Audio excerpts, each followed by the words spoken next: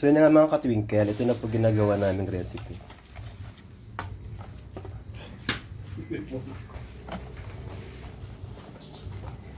Ito'y egg, baking powder, harina, asin, asukal, tubig, at almond flavor.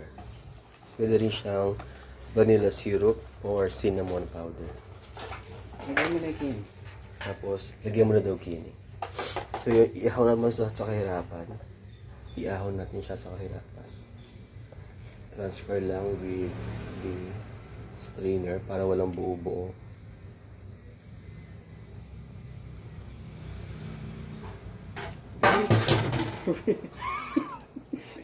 Ano nga, epic fail.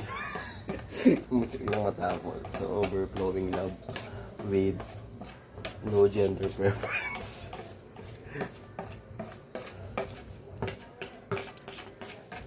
O, diba? May buo-buo. Ganyan, may kanyan. Ito. Okay. Aming cupcake cups. Yun na lang, parang kalamay. Container. So, yun. Steam lang.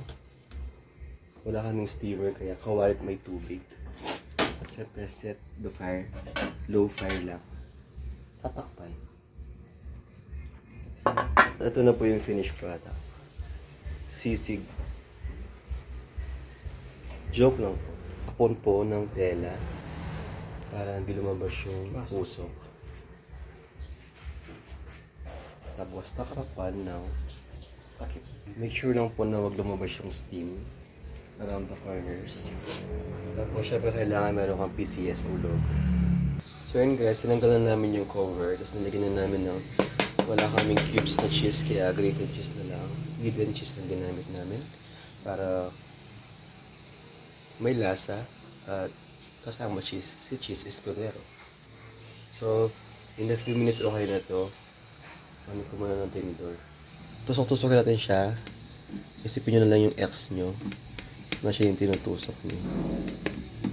Para sumingaw lang siya. Actually, parang luto na to eh. Wait na lang natin ng konti.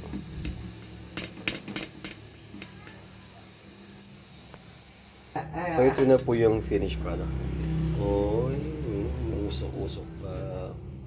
With cheese escudero on the top. Thank you for watching.